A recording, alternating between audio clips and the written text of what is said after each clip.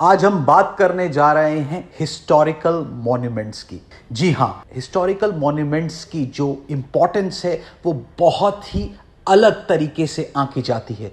ये जो इंपॉर्टेंस है ये हमें याद दिलाती है कि पास्ट में, हिस्ट्री में हमारे साथ क्या क्या हुआ। उदाहरण के तौर पर जैसे लाल किला, ताजमहल इत्यादि और भी कई ऐसे मॉन्यूमेंट्स हैं जो हमारे इतिहास को बयान करते हैं, जिनसे हमें यह पता लगता है कि इतिहास में हमारे साथ क्या क्या हुआ है और कैसे ऐसा इतिहास हमसे जुड़ा। इस पर हमें स्कूलों में भी हिस्ट्री पढ़ाई जाती है, जिसमें कई सेंचुरीज पुरानी चीजों का आंकलन किया जाता है और बताया जाता है कि ये किस तरीके से हमसे रिलेट करती हैं और कैसे प्रगति कर जूझते हुए हम आगे बढ़े। और जैसा कि आप जानते हैं, एक समय जब राजे महाराजाओं का राज हुआ करता था, फिर हम पर अंग्रेजों ने भी राज किया, जिसे कॉलोनियल एरा भी कहते हैं। और इन दौरान फैले हुए रेवोल्यूशंस और साथ ही बनाए गए मॉन्यूमेंट्स को नेशनल इंपॉर्टेंस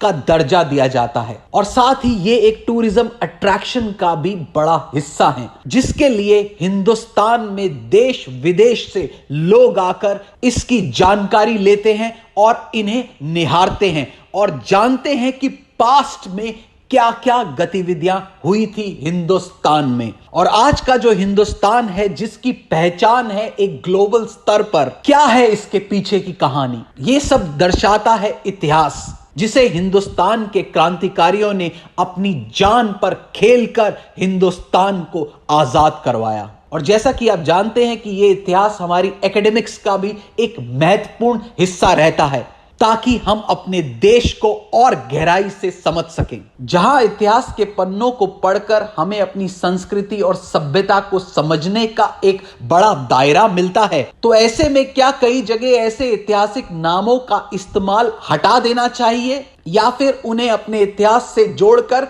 समझने का प्रयत्न करना चाहिए, जो कि एक सवाल है। आपका क्या कहना है इन सब पर? हमें हमारे कमेंट बॉक्स में कमेंट कर जरूर बताइए। ये थी गौरव नरूला की report the true Hunt channel के लिए।